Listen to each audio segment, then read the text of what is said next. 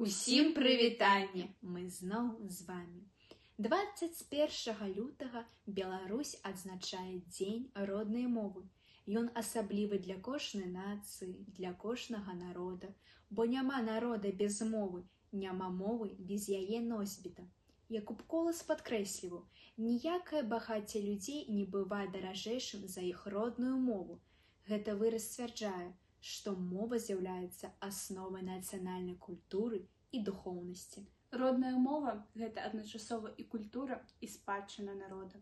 Роднае слова – гэта першая крыніца, праз якую мы пазнаём жыццё і навакольны свет.